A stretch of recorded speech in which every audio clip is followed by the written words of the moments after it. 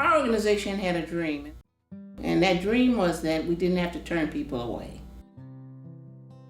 In providing advocacy services for survivors of domestic violence and their children, we found ourselves sometimes having to either turn people away or to see them come back to us because their needs had not been met.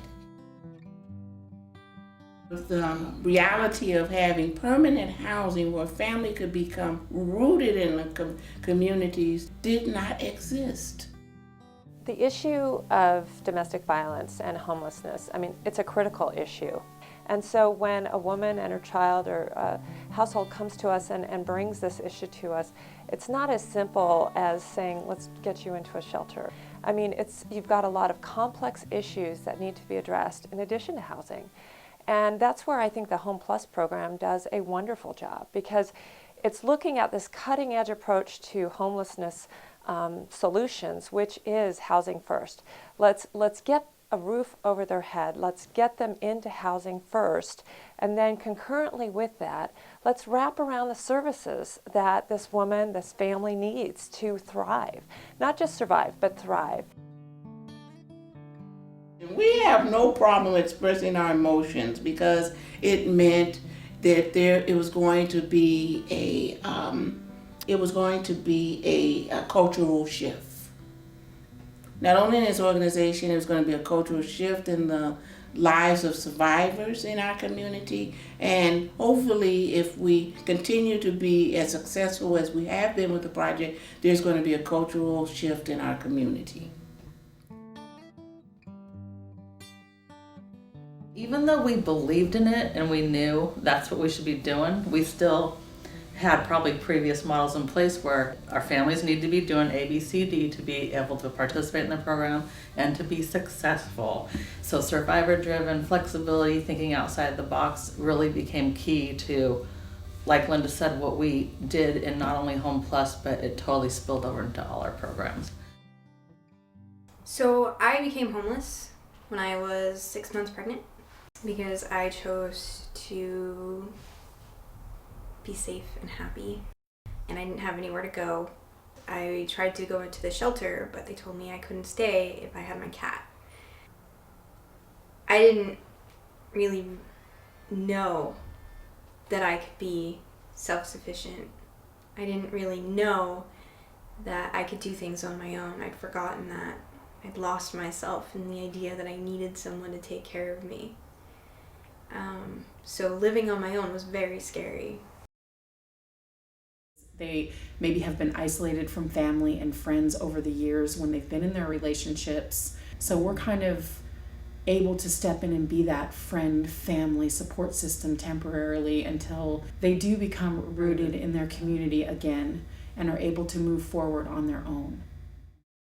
Housing is a huge piece of getting families stable, getting people back into the community, be invested in the community, because if you feel like you have a place to be, then you can give back. And plus getting our community to buy into it as well, because we can't do this work alone. We have to have other resources and other partnerships and network in our community in order for us to maintain what we do.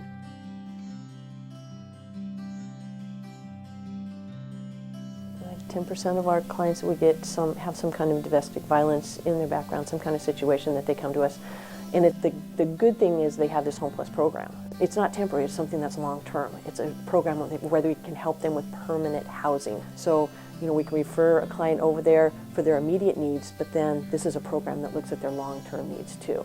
It's one of those partnership programs where when you get to send somebody over there and they're accepted that program, you really get excited about it because you know they're going to just get this first class organization working with them, and it's going to move on from there and they're going to do well.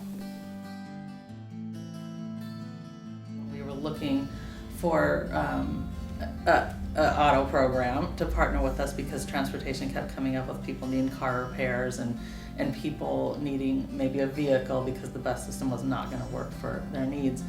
Kind of threw out, what about Olympic College? They have an auto program. So we approached them, and just right from the beginning, they were like, sure, we'll fix your cars and we probably give you a discount. Initially, before we had our connection with the YWCA, I came from a domestic violence situation where I didn't know that there was resources for me to turn to. I was a single mom of 4, and my ex-husband did everything in his power to put the fear of, you know, you're gonna die, even if it meant slashing the tires or trying to run me and the children off the road. And when he had my vehicle repossessed, my baby got really, really sick, ran 104 fever. It's the middle of the night. I had no transportation. So it was really important for me to be able to have my own vehicle. Coming from that situation, I wanted to give back. I wanted to reach those women who felt there was nothing really for them or didn't know of the resources.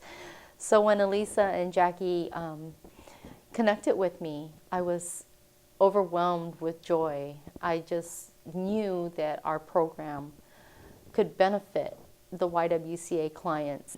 So I think her understanding what we're trying to do for people and then sharing that with her institution and doing something unique was awesome. We were able to help a client purchase one of their auctioned vehicles so that they would have transportation. That's not something that I think we would have ever even known or thought of before this program came into being. You know, reaching out to the community, letting them know about the program and asking them, is there any way that you can help us with transportation for our families? Honestly, the support and the rebuilding of my self-image has been the most beneficial thing, I would think. And a lot of women I talk to that are in bad situations, that's what they need. They may need, legal help, yes. They may need help getting into a place, they may need help with deposits, they may need help with gas money. And those are all things that, we need help with sometimes. But the rebuilding of who we are, that is what we really need. And the program does it. Once we saw that our families knew what they needed, and it didn't always mean they needed money. Right. A lot of times the majority of what they needed was support. And time. And this program allowed for advocates to be able to spend more time with our families. And so that was big for us to be able to work closely with families ongoing. Just having that time, I think advocates having the time, I can say I can take this amount of time and try to figure out what is a way to solve this problem for this family. In my opinion, the Housing First, that's a model that, whether it's domestic violence or it's general chronic homelessness, that is the direction that will bring people off the streets. It doesn't just try to put a Band-Aid and a shelter over a situation. It really strives to find a permanent housing solution for this family, which I think in a domestic violence situation especially is critical. We had to learn to listen. And we had to learn to accept. And we had to learn to celebrate who they were and maybe back up a little bit from celebrating who the YWCA is. The YWCA makes it so that if you are a victim of domestic violence, you may walk into their building like that, but you don't leave like that. You leave so much stronger. You can be grateful, like I said, and I am grateful. But even grateful, that seems such a small word for how I feel, but I know that that's what it is.